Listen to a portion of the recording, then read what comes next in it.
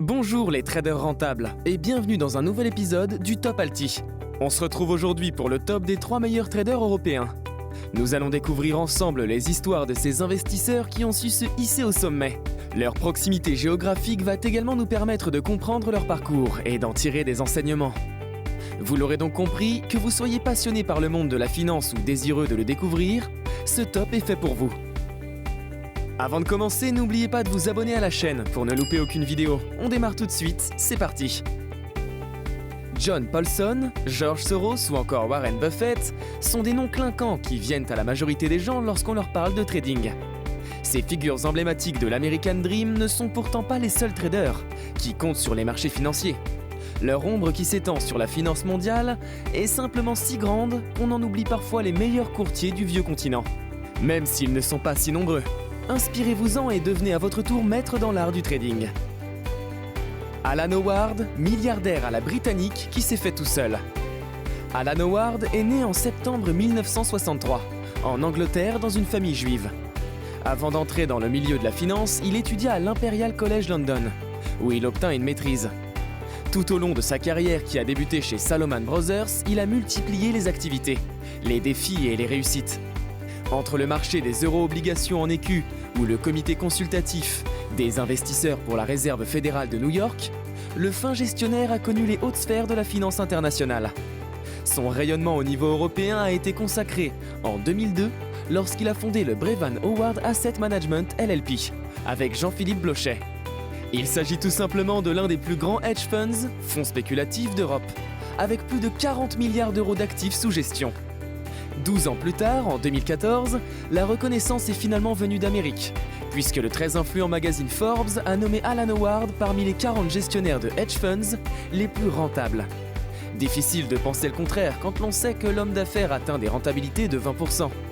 Il a même réussi à se hisser au 53e rang de la liste du Sunday Times Rich, preuve s'il en fallait une que le natif du Royaume-Uni fait partie des personnalités importantes de la bourse mondiale actuelle. En avril 2015, le trader britannique valait 1,5 milliard de livres sterling. Rien que ça. L'étoile européenne de la finance a connu dernièrement une année 2018 impressionnante, en sachant tirer profit des secousses autour de la dette européenne. Son fonds spéculatif a affiché des performances allant jusqu'à 36,7%, du très haut niveau. Mais qu'en est-il de l'homme derrière les actifs et les milliards ? Comme pour bien d'autres traders, Alan Howard a su cultiver au fil des années une formidable philanthropie, conscient que sa réussite doit aussi profiter au plus grand nombre. Afin de partager sa fortune, cet investisseur déterminé a choisi de créer The Alan Howard Charitable Foundation. Conformément au but de cette fondation, le milliardaire autodidacte contribue aux œuvres de bienfaisance qui soutiennent notamment la cause juive.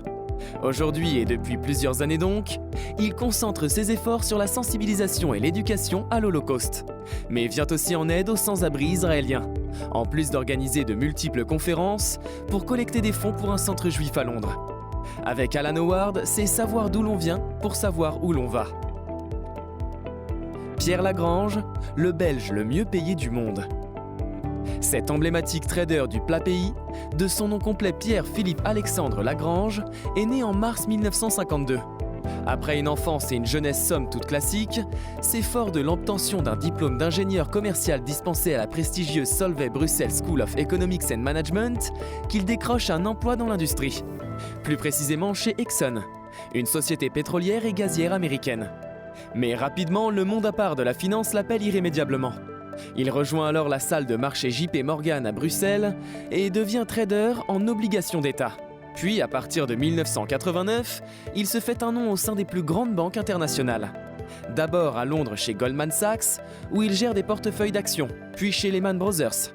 Il y rencontre d'ailleurs un autre trader, Noam Gottesman, avec lequel il créa la société de gestion GLG Partners. C'est ainsi que ce brillant gestionnaire emprunte la voie de la réussite. En 2000, la société GLG devient indépendante. Pierre Lagrange reçoit au passage des actions valorisées à près de 970 millions de dollars.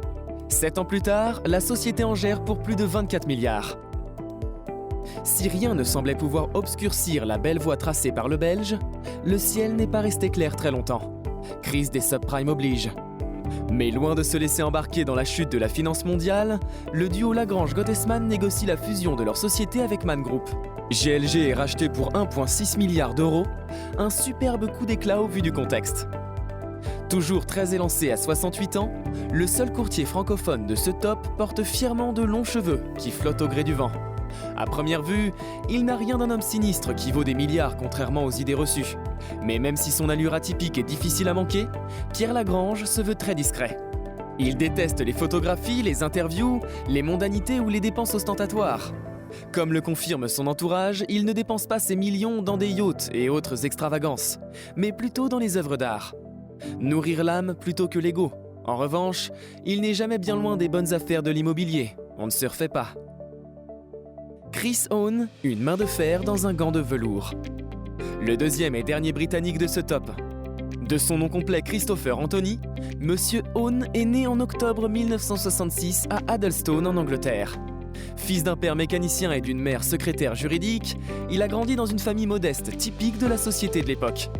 Loin d'être né avec une cuillère en argent dans la bouche, le jeune et ambitieux Christopher a toujours été un travailleur émérite. Il obtint d'ailleurs son diplôme de comptabilité et économie de commerce avec les honneurs à l'université de Southampton. Ensuite, le brio de ce natif du Surrey le mena jusqu'à la prestigieuse Harvard Business School. Il y décrocha en 1993 un second diplôme en tant que Baker Scholar, c'est-à-dire l'un des tout meilleurs éléments. 3 ans plus tard, Chris Hohn met les 2 pieds dans le monde du travail à Wall Street, en entrant au hedge fund Perry Capital.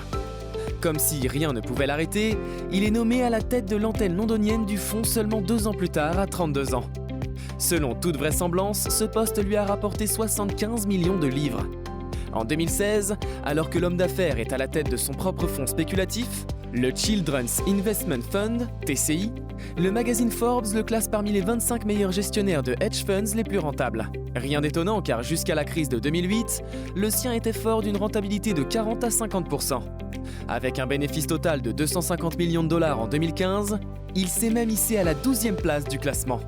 Mais pourquoi ce self-made man britannique est si célèbre aujourd'hui ? Eh bien car Chris Hohn n'est pas un trader comme les autres. En plus de ses extraordinaires compétences, le magnat des affaires possède une langue qu'il ne garde pas dans sa poche. À contre-courant de l'idéologie capitaliste moderne, le courtier a plusieurs fois critiqué le salaire des traders. Mais loin de s'arrêter à ces détails, le richissime anglais lutte ardemment contre la précarité et les maladies qui frappent les enfants du tiers-monde. Pour cela, il se sert de son hedge fund qui reverse une partie de ses bénéfices à des associations caritatives. Le TCI est de ce fait l'une des 30 plus grandes associations de toute la Grande-Bretagne. En 2013, il a fait don de 4,5 milliards de dollars à une fondation pour l'enfance. Aujourd'hui, Chris Hohn pèse près de 5 milliards. Un montant assez dérisoire quand on pense à ses véritables revenus. Mais le fils de mécanicien continue année après année de choisir de bonnes causes. Les 3 hommes que nous venons de découvrir ont tous brillé à l'international, et notamment aux États-Unis. Ces traders de génie ont également fait le choix de rentrer en Europe et de s'engager pour les autres. Alan Howard, Pierre Lagrange, Chris Hohn, 3 noms, 3 parcours, un seul dénominateur commun, la réussite.